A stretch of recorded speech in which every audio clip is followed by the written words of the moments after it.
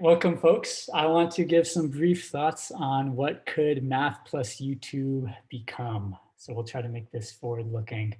Let me say this, this image here was made by Hunka, part of the tutorial-thon, which won't appear in this recording, but I'd like to mention her name.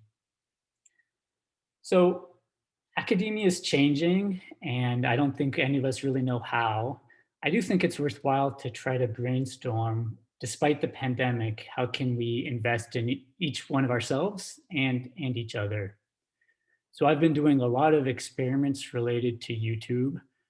There are disadvantages to YouTube. It's a private company.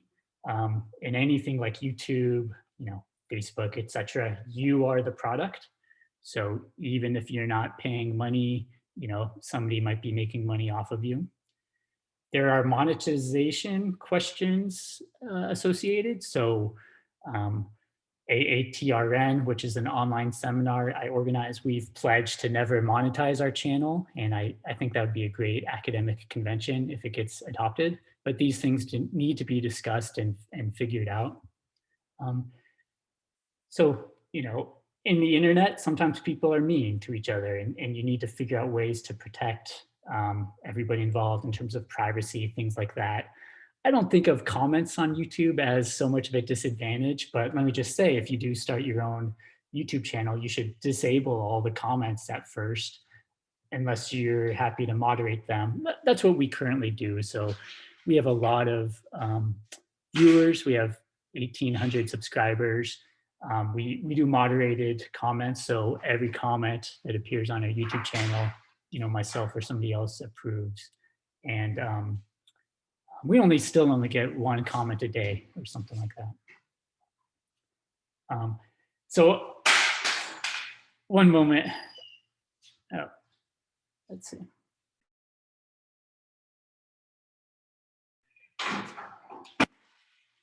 So there are, however, many advantages of YouTube, which I focus on. You can share videos in a free way. It's quite convenient to upload videos.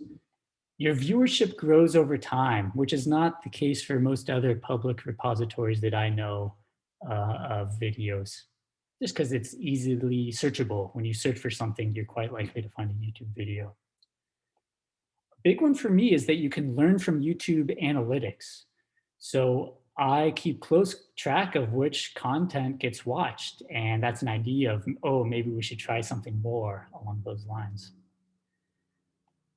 Perhaps the most exciting one to me is that we can help make academia more geographically diverse. Per capita, say the US has a lot of universities and colleges, and that's not the case in all countries or continents, but YouTube is still a way that we can reach more people all across the globe. So I'll describe 6 experiments we've been trying: an online seminar that I've been helping run for about 5 years now, interviews, which we just added within the past year, a tutorial-a-thon, which is a way to inspire others to help contribute tutorial material to our channel. And we're running this tutorial-a-thon in March 2020 right now. I'll describe public-facing components that I've added to the classes that I've taught in fall of 2020 and spring 2021. When you're doing lots of experiments, you expect some of them to either fail or take longer to get off the ground. So I'll describe an experiment that's taking longer to get off the ground on coffee break chance on data science. And maybe at the very end, we'll, I'll mention some conversations I've had with a few folks so far on, should CSU math department have its own YouTube channel, and what might that look like?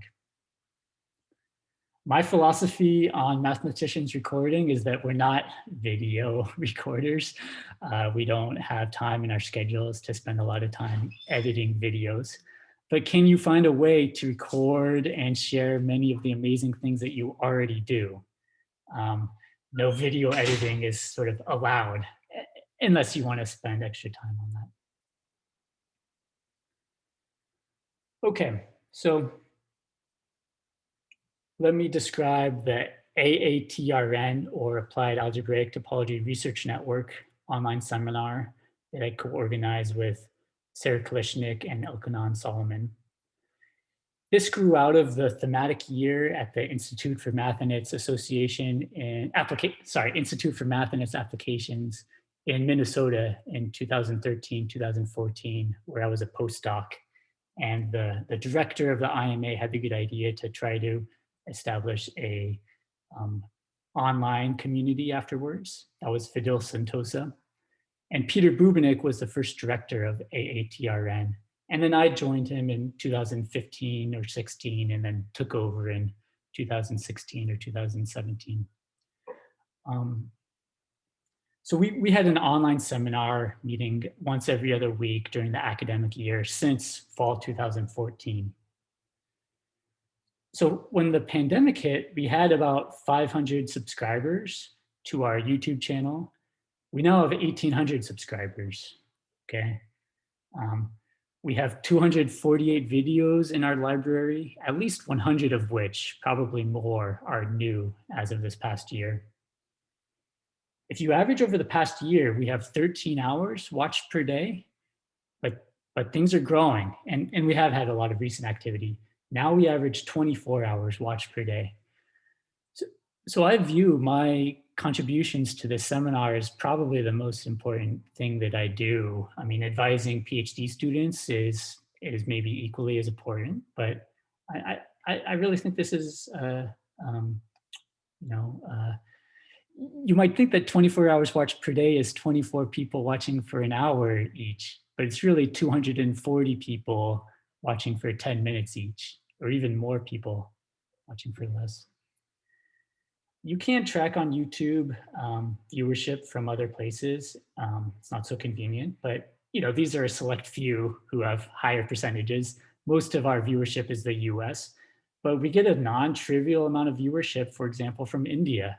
And I've never been to India, and I think that's inspiring to me. Most of our content is 40-minute research talks. My advice is to never tell somebody they have 50 minutes and time for questions, because then you never get to questions, which are the most important part.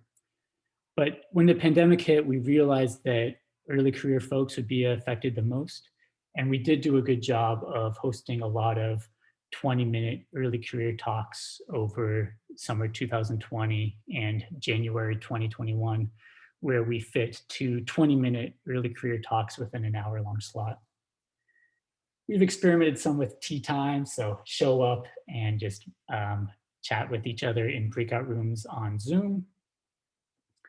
And we've done all of this with no budget. A more common perspective, I think, for faculty, and maybe a wiser perspective, is to apply for grants and then get a grant before you do something. Our perspective a little bit more is, if you want to do something in academia, figure out how you can do it for free or cheaply, and then do it. Probably it makes it harder to apply for grants afterwards. It's hard to apply for grants for things that already exist, but I don't know. We care more about doing things with Aatrn than we've cared about having those things funded. So we graciously acknowledge the support from the CSU Math Department for our Zoom license. And for years, we've been supported from the Institute for Math and its Applications, although that might be changing in the future. So let me end there with this public portion. I'll take any public questions if you don't mind appearing in the recording, but after that, we'll go straight into private questions after the recording has ended. So any public questions?